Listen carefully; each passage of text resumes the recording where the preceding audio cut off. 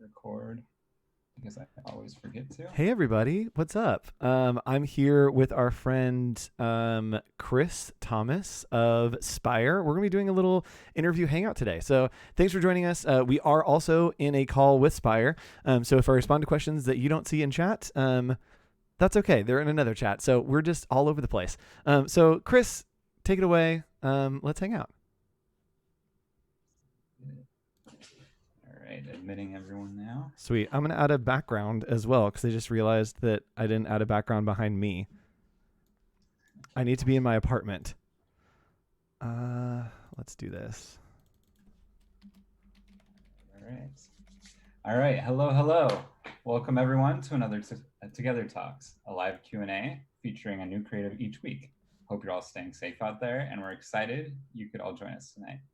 I'm your Spire host, Chris Thomas, and Spire is a nonprofit who aims to inspire, resource, and activate the faith-based creative community. And that's just what we're doing here with Together Talks.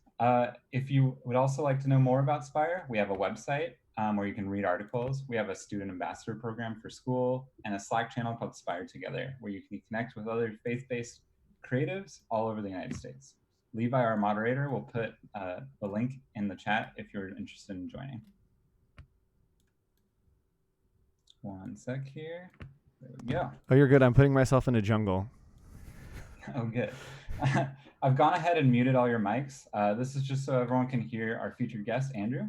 But your questions are important to us. Please use the chat to ask questions, and we'll get to as many as possible.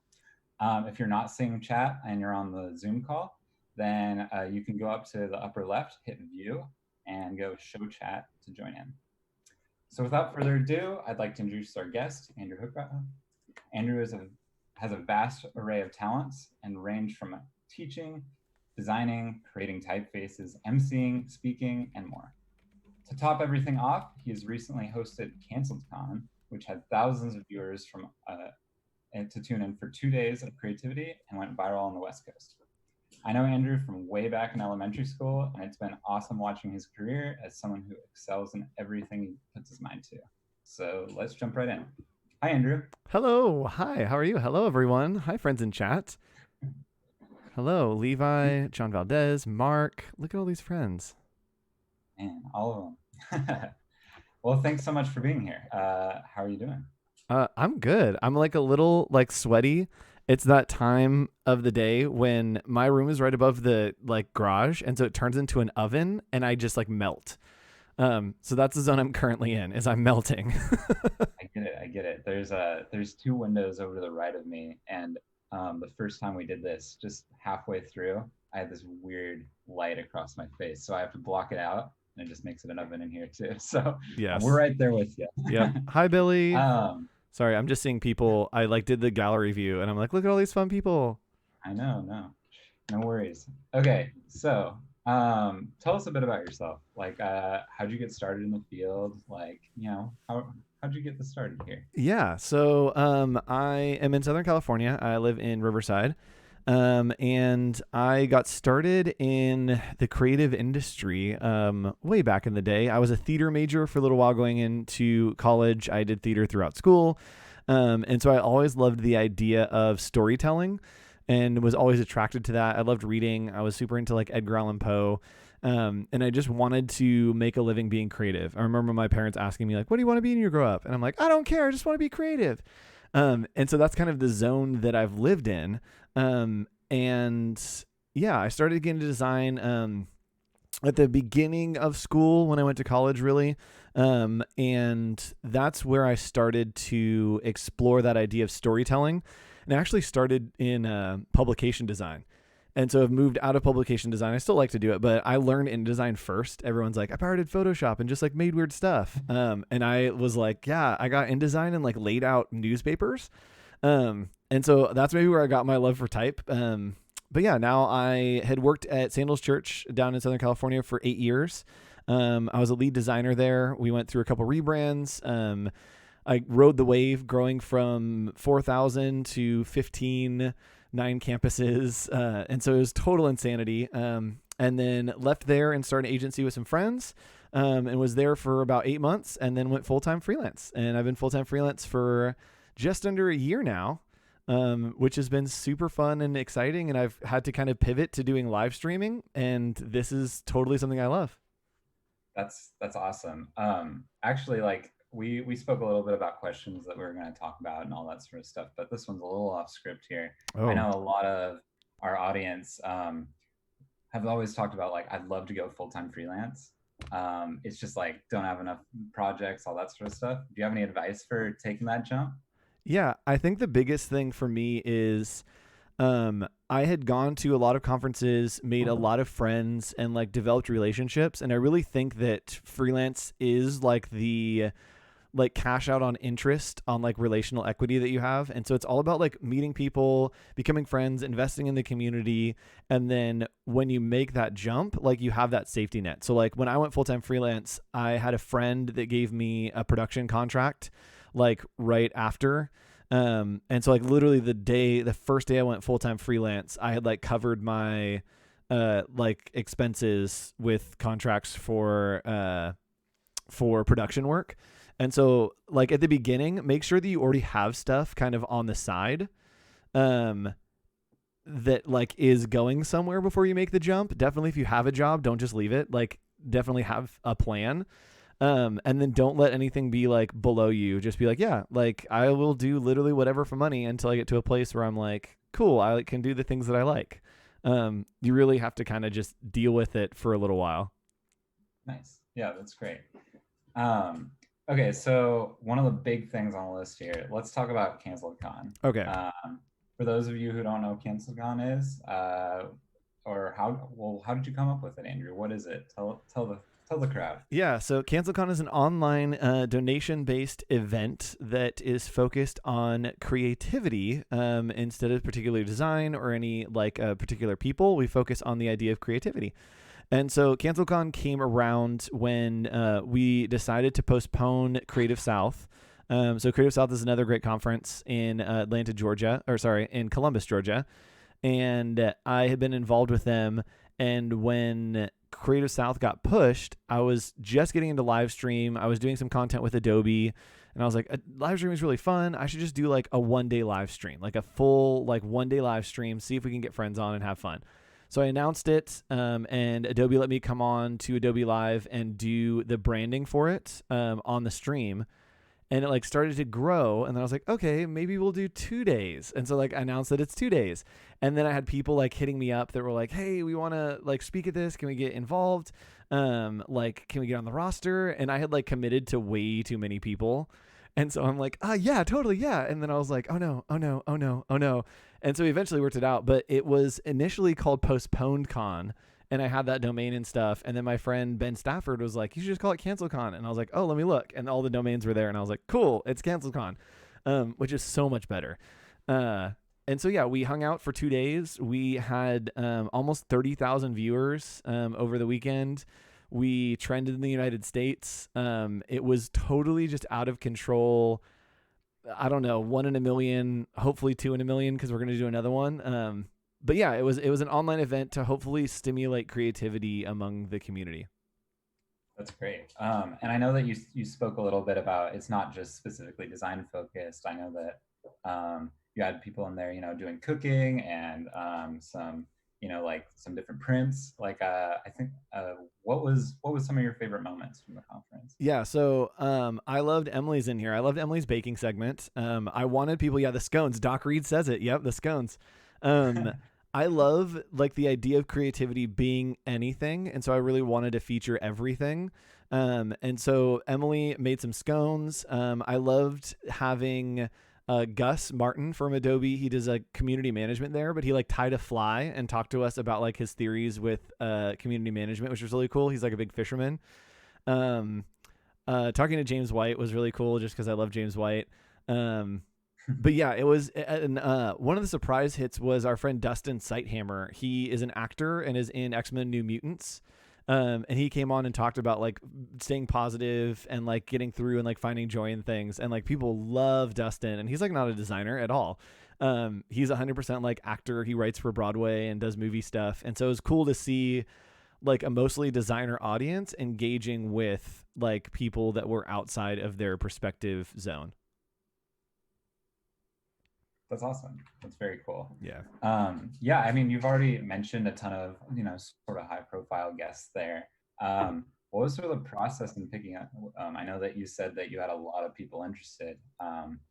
Did you know them all beforehand, or were people looking to you to get involved from, a not need to know basis? Yeah, it was a mix. So, um, a few of them were on the roster for Creative South. I think I started with people that I knew that would say yes. So people like Doc Reed, like Dylan Menges, people that I'm friends with. That again, it's all about like investing in the community. That I had like built these relationships and invested in these relationships year after year after year, and then gotten to a point where I'm like, okay, cool. I think that I can call these people and be like, will you come on a stream like tomorrow? And they'll be like, sure. Because we pulled the whole thing together in 2.5 weeks. And so as I started reaching out to some of those, there started to be overlap that like Andy J. Miller, who does like a big podcast, I had lunch with him when I went to go visit Columbus. And so I was like, hey, dude, I'm doing this thing. You want to be a part of it? And he's like, sure. And then he talked to his agent, and his agent talked to Lauren Home and Meg Lewis, and Noah Campbell. And all those people kind of came through, and then it kind of just started to step up from there. That people like James White, we have just been friends on Twitter forever, and I just like tweet at him. I'm like, hey, dude, I'm doing this thing. You want to be a part of it? And he's like, yeah. And I think the like half-hour ask was easy for people to jump in because they saw like what we were trying to do. And I think I try to get people focused on like the why of something, of like, here's why we're doing this, and they tend to like be on board with it and want to get involved. Very cool. Now you said before, like a lot of this was, a lot of your freelance career is very much relationship driven. Yes. Have you, have some of those new connections that you've made through CancelCon? Are you guys still talking, still kicking it? Yeah. It's funny. Like a lot of so I mean, going into doing a second one, it's been weird to have just like hundreds and hundreds of Instagram DMs from people that are just like, hey, it was so much fun. Like, when's the next one? Could we do another one? I'm like, yeah, I mean, let's do it. And so it is very much people that I'll see, like Allison Kohler is in my chat. And then people like Perry that like reached out, and people that I will see in different platforms and places I am, that I'm like, cool, people like following along and like riding some momentum and excited about something. And that's exciting for me to be like, I can come to Spire, I can do daily creative challenges, I can do a live stream on Behance, and like there are people there that are a part of this like newly found community, and being able to like facilitate and cultivate that is really cool to like give back to the community that gave to me. That's so cool. Yeah. Very, very cool. All right. So, I mean, I don't think it's quite a rumor anymore. You've said it yourself. You're having a second canceled con. It's in the works. Yes. What can people expect? Can you give us any insight on insight of who might be involved? I don't know if I can talk about any people. I know. Okay. So it'll be July 11th and 12th are the dates. You can sign up for updates at canceledcon.com. It is now with 2 L's because it's the second one. So canceledcon with 2 L's, canceledcon.com. We have an email list there. Yeah, we'll be announcing. Let me think if I can do anything. It will be longer. Yeah. Okay. That'll be a good like inside squeeze, I guess. It will be longer. So on Saturday, we'll be starting earlier and going later so that our friends on the East Coast can watch more. So I think we'll be starting at 6 a.m. on Saturday and going till 8 p.m. still. So it'll be much longer. We're going to have some amazing sponsors. They're going to have some like really cool stuff for everybody, which will be cool. It's moving to donation based, which isn't like the like, ooh, that's the coolest speaker ever. We're moving to donation based. And so it's still going to be open to everyone, but we're going to have a $50 suggested donation just to help with, setup costs, with staffing, all that stuff. Cause last time we like ate it, which was fine cause it was a super fun event and like kind of what I wanted to do still, but we're going to try to do a donation based, system to see if we can, kind of even that out. CanceledCon's becoming a nonprofit this year, which is cool. It'll be like an official setup nonprofit. So So yeah, I think that's exciting. Let me see if I can tell you. I know that we're trying to get. I'm trying to get a drag queen, because I really like. I think that the art, like the artistry of makeup. So like I watch so much makeup tutorials on like YouTube and stuff, and I think like the artistry of makeup is super interesting, and it's like painting or like what people do in like theater or like drawing towards like that precision and color theory. And so I want to have somebody come on and do like a super awesome like makeup tutorial for one of the segments. And so that's kind of the eclecticness that we're trying to get for Canceled Con. It's going to be a little bit of everything and even more eclectic than it was last time. Very, very cool. Yeah. Yeah, I know that as I was watching it last time, there was even wishes that like we never had to do it again because it all came about because of COVID. So Yep. it's awesome that you guys are able to do it no matter what happens. Yep, So exactly. And we kind of talked to people that are like, "Oh, they're having a conference like because of COVID." And I was like, "No, we're having it in spite of COVID. Like yeah, we're doing it because we want to and we don't care." And so it's going to be cool to do it again, to be like, "Cool, we're just doing this again and it'll be in July, so who knows where we'll be then." But if it's like we can go to conferences and we can like go outside and whatever, it's like, "Cool, we're still going to do it. Like come hang out with us yeah, one of these Saturdays if you want." so cool. Yeah. Yeah. All right. So let's talk a little bit about yourself. You're a man who wears a ton of hats. You're a teacher, type Yes. designer, MC, speaker, brand Mostly Chomp designer. I brand. can Thanks keep for going. sponsoring my life. Sorry, I cut you Yep, off. one of Go those ahead. hats. um, but one thing they all have in common is creativity. What drove you to down a path that collects so much within this industry? Yeah, I think that I just get excited about like building worlds and experiencing things with people. I'm very much like I just want to be a part and like bring people into something that's exciting and new and like see the world in a different way. And I think like as creatives, the thing that is most important and most valuable to us is our perspective. And I think that I just have a unique perspective from like life experiences and like creative experimentation and all that stuff, to where I'm like, cool, I can share this perspective with people and hopefully they get excited about it, and if not, then that's fine and I'll move on to the next thing. But yeah, I've always loved the idea of creativity because you can just make something that didn't exist, and like it's escapism that you get from movies, and it's like adventure that you get from like other things. Oh, I hit the wrong button.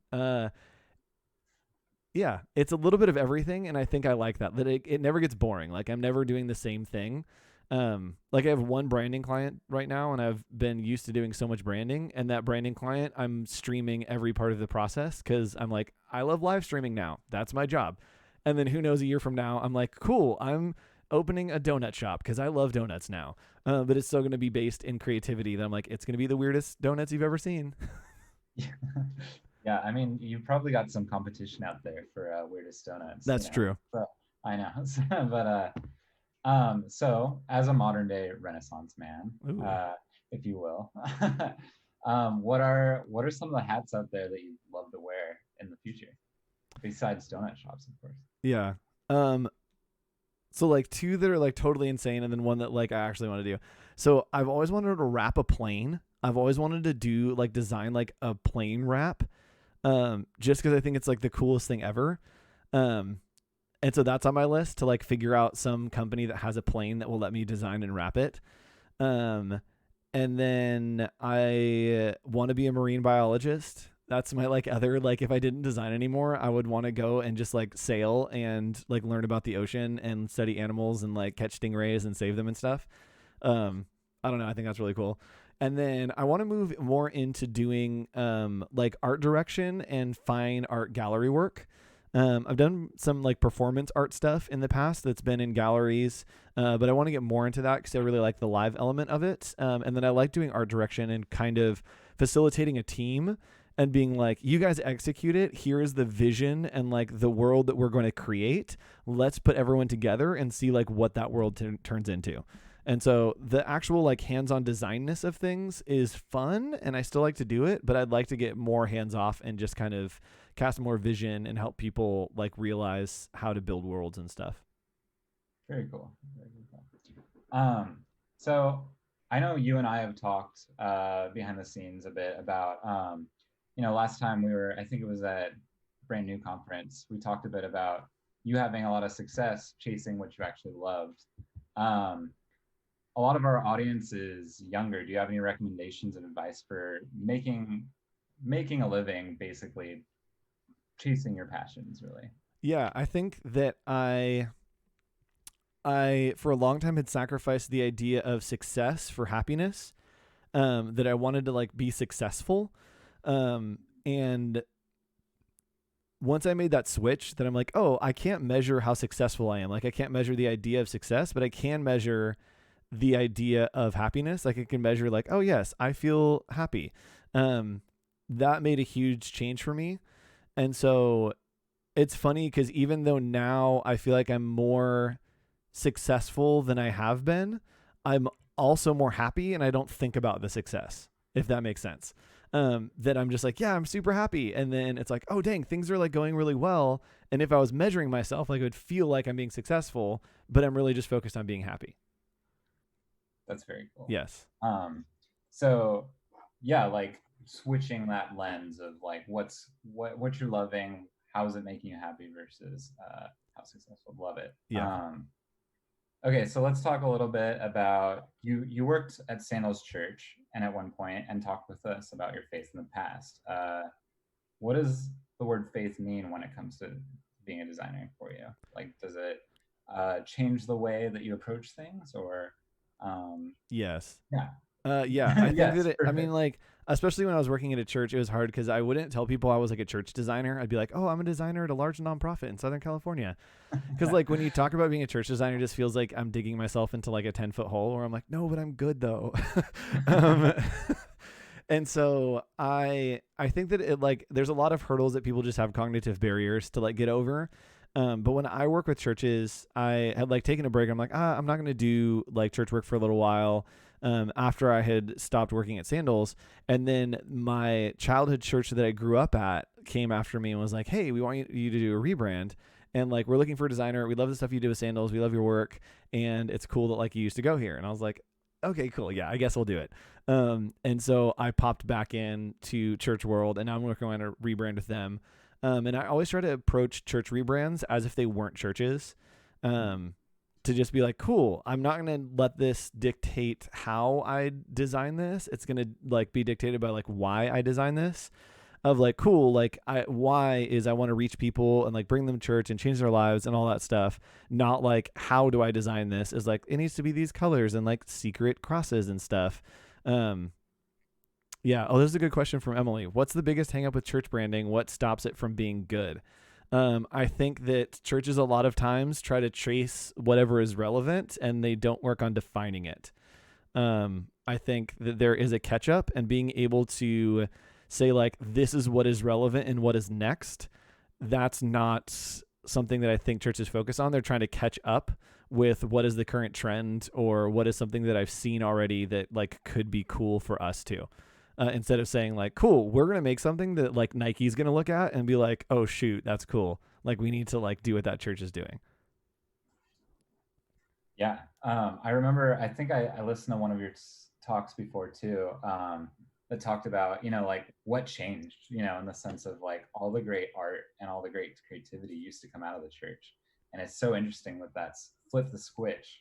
And like you said, they've allowed it to try and catch up versus finding the next best thing. Yep. And So, I think that there's an approach of like um, a shotgun to try to get as many people and appeal to as many people instead of like a laser shotgun where you like figure out who your people are and then try to hit them all. absolutely. Yeah. Love that. All right, so I got one more question for you before we open up a little bit more of a Q&A Yes. from the audience. Uh, and we ask this to all of our participants. So what is a spiritual discipline that you're practicing right now? Um, like right now I'm trying to practice rest. I go for walks every day. I'm like really much. That's a thing that people say. I'm like a really go person. I don't take time to like relax and think and just like be calm and like chill out for a second. And so I've been going on walks every day to just like clear my mind and be able to like pray and like work through stuff and try to like have moments where like I connect with people. Like I'll call Doc sometimes, um, and like just talk about life and kind of process through stuff. I have this like great little timer that my friend Matt Wally gave me, and it's like a 15-minute timer, and I keep it on my desk. And so I'll just like turn it and then have like 15 minutes of like focus and rest and like letting my mind like kind of chill out for a second, because it's hard right now to rest. Yeah. Oh yeah, it's so interesting too with everything going on in the world and everyone working from home. It's so hard to like separate work from home. Yes. And yeah, like I mean, something that we even talked about at Spire is like just putting on pants in the morning. You know, it's like so many people are just lounging around, and Yep. I find it so hard to disconnect that time because of it. Yep. Cool. We've got a few questions coming through here. Question me. Perry Riviera actually asks, do you have any tips or resources on getting started with branding practice? Yeah, I mean, I would. The Future has like a lot of good videos. Christo and his friends at The Future, they have great stuff. Watching the Adobe Daily Creative Challenges, so they have them every week. Those are really good to kind of practice core principles and refine your craft, and then apply that into branding practice. But I think like initiating personal projects and like creating brands for stuff is really the best way to kind of just like go for it. Yeah, so a lot of practice, and maybe like find something that you love and just kind of go for it, and don't care about like, is this going to make a good case study?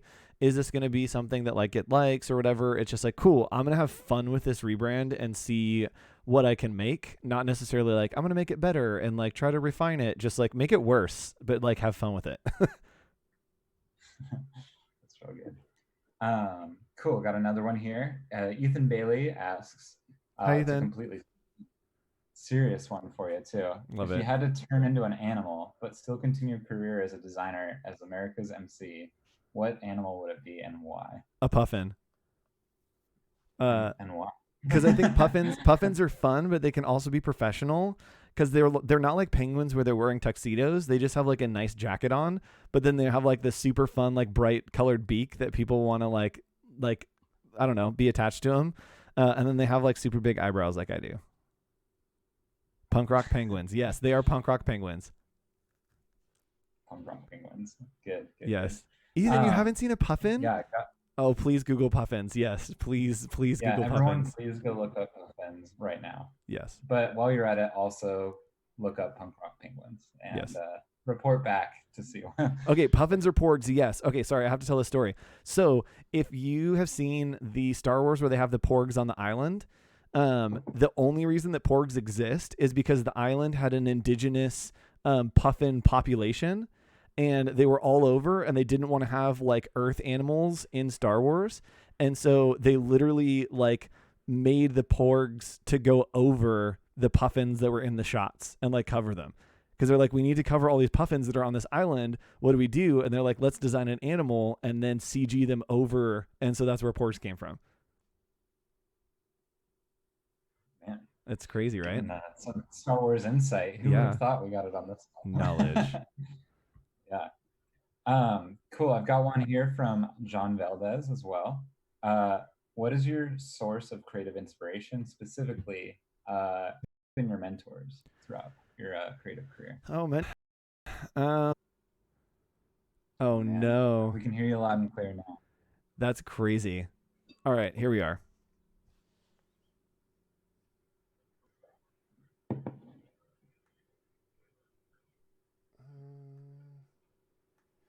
Okay, I think I'm back. I can hear you loud and clear on this end. Okay, cool. I'm back and we're good to go. Good. Andrew, you're always breaking the internet, as Nate says in chat here. I know, right? Okay, sorry. What was the question that we were talking about? Your mentors, and I heard a little bit about Jason Statham, but that's about it. Okay, yes.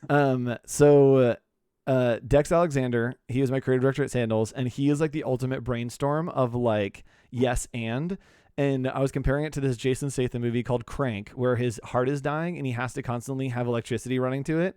and he'll like run to a car battery and just like hit his chest with it, or he'll like bite a light bulb or something, and then he's like, yeah, and then he goes and like fights people. Is like that is like their brainstorm with decks, is it would just get completely out of control.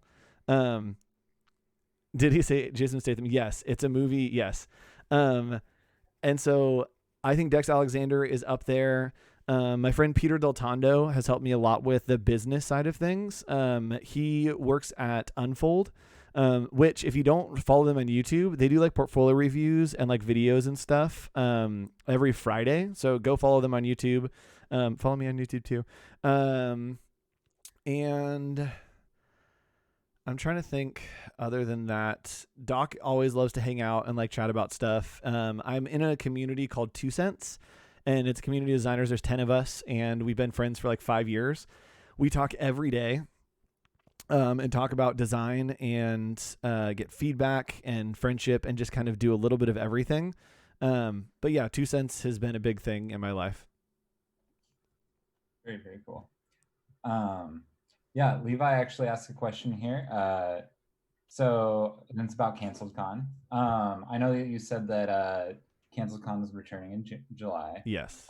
Do you see this going on in the future past quarantine? Will it ever be in person?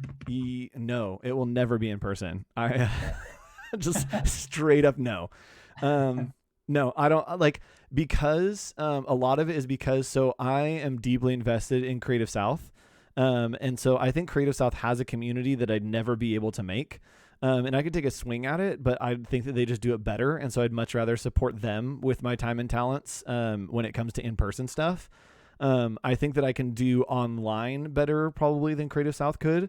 And so I focus on my strengths, and then they focus on theirs. And we create like this really cool partnership of like the online and in-person kind of duality, which hopefully will fully realize next year, which would be cool. Why don't you also tell us a little bit about your campaign for America's MC? Oh, yeah. Yeah, okay. There also will be more canceled cons. I think October will be the next one after July. Awesome. They will be in Octobers in the future. Sorry. So we're doing one in July, then it will be October, and then I will probably continue it on like once or twice a year, but it'll probably be in October because it's opposite of Creative South. Okay, campaign, yes. So I launched a fake political campaign to host every design conference in the United States. It was called HOCH 2020. You can go to hoch.host, and it will take you to that site, which I think is still up.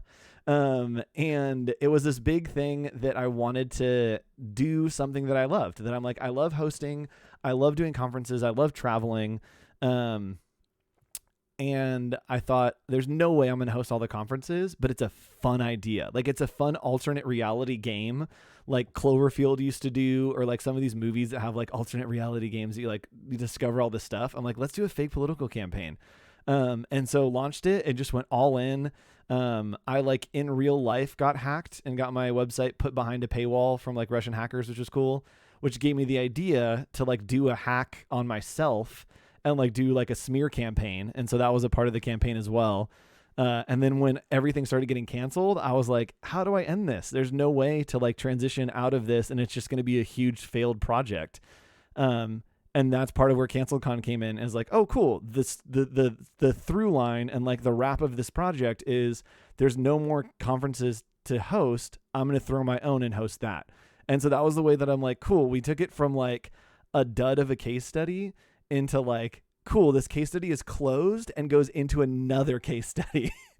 Yeah. So I spun it a little bit, but yeah. That's great. Yeah. Cool. I got 2 more questions here. Love questions. So Janelle asks, I love the idea of live streaming your design process. Any pointers on getting started? YouTube a lot. That's how I've learned. I bought a bunch of things. I have a green screen behind me. Oh, that's not your mansion? I know. Freelance has been going well. So green screen, I have like mics and lights and fancy cameras and all that stuff. So it is like a bit of investment to get in, but you can do it like with your webcam and your desktop. Like just watch YouTube videos about like, how do I get started streaming? Download Streamlabs OBS. And then it's literally just Googling. Like I have figured it out as I've went and just Googled stuff until it worked. How about on the creative side? Like, that's got to be hard managing so many windows and like designing while doing that. Do you just have to be a super good multitasking Wiz? Yes. And just like think about everything at the same time. So like I have here, I'll show you my setup. We get some behind the scenes. All right. All right. So is there any like weird? Okay, my laundry's over there. But down here is that's the monitor that's coming into my YouTube feed of your face. And then up here is one of my lights. In front of me is a monitor that has the chat on it. To the side is another monitor that I have stuff on. And then there's another. Oh, dang it. I did something. Hold on. Wait for it. Hi. And then I have like my mic set up and all that stuff. So it's definitely can be as complex or simple as you want. You probably can't do it from like a MacBook, but if you have some kind of desktop, it's very easy. And you probably could do it from a MacBook. It's just gonna like sound like it's exploding. No one wants that. Yeah. No. Cool. All right. So Emily asks, how do you figure out what your strengths are, and how do you mentor designers in that? That's a good question. I should make a class about that. This is my sweat sock. So I literally keep a sock next to me when I'm streaming because I sweat so much, and I just grab it and I wipe my head because it gets too shiny, and then I look at myself and I'm like, ew. How do you find your strengths?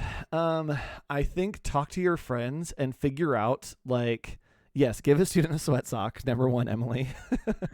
I think it's a matter of figuring out what are the things that I'm excited about that I don't let myself fail in.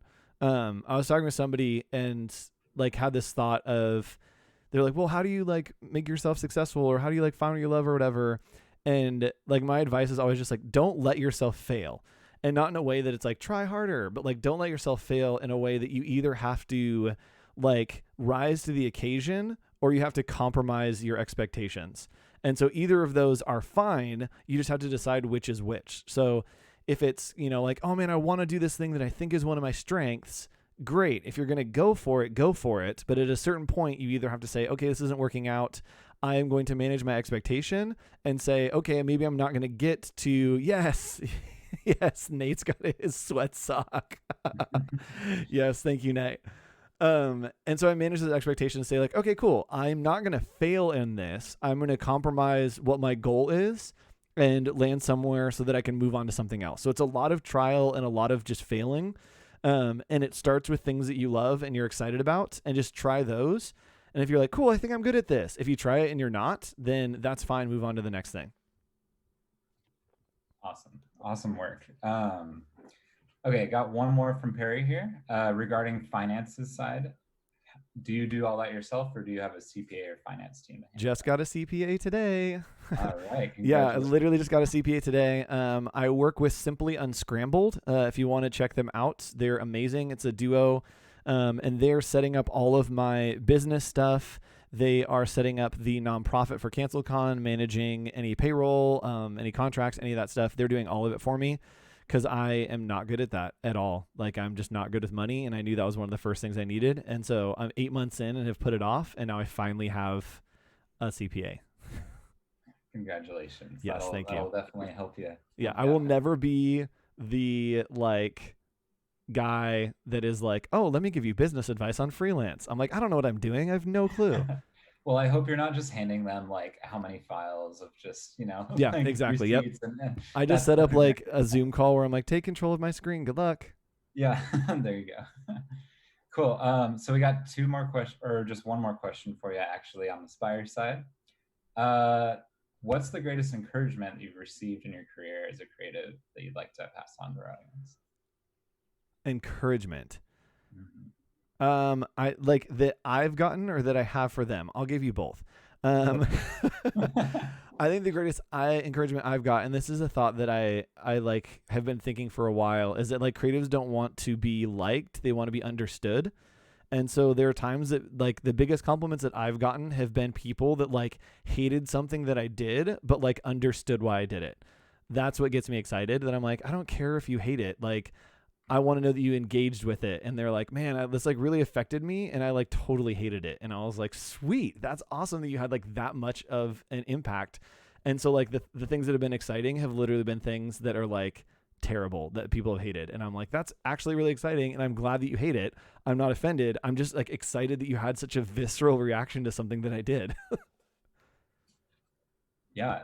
Do you have like an example of something like that?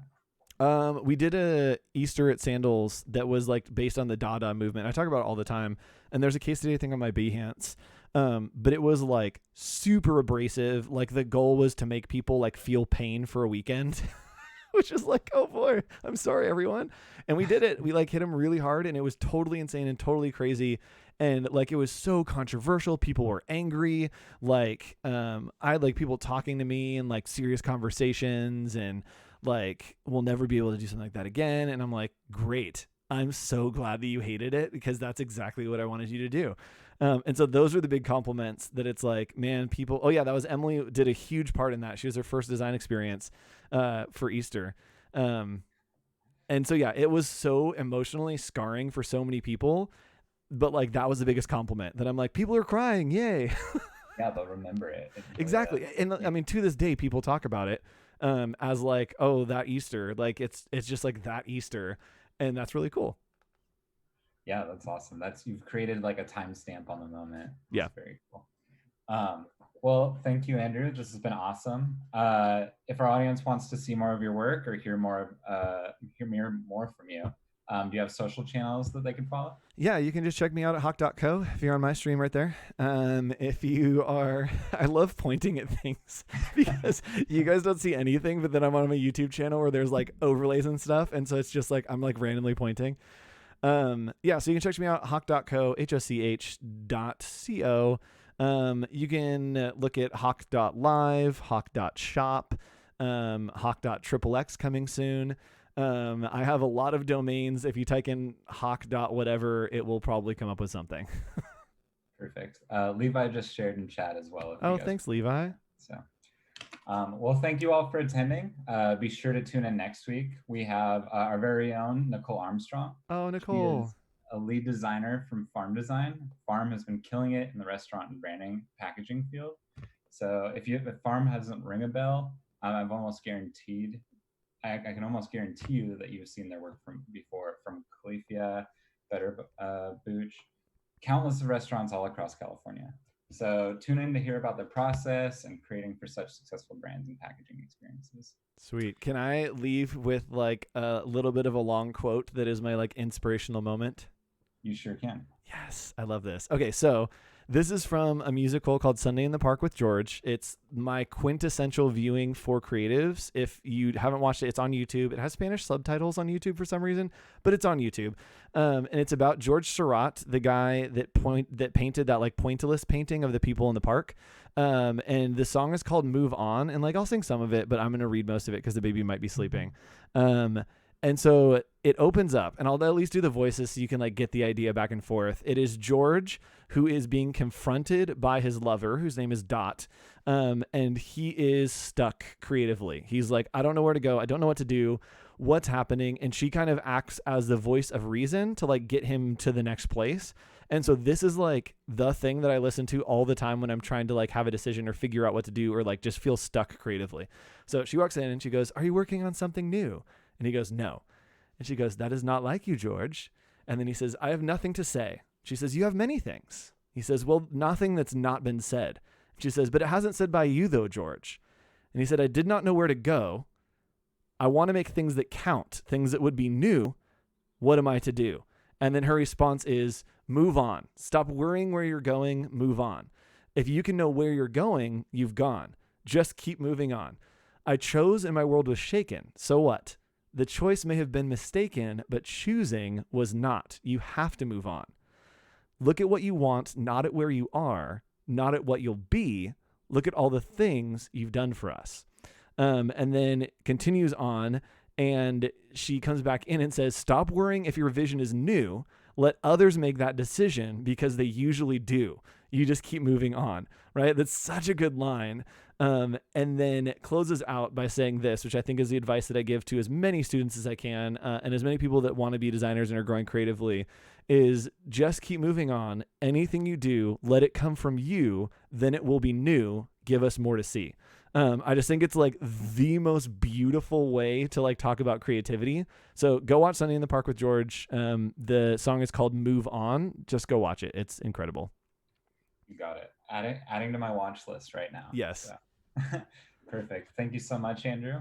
For the rest of our audience, if you'd like to get more involved with Spire, we're always looking for more volunteers to write, talk, and creatively collaborate with us.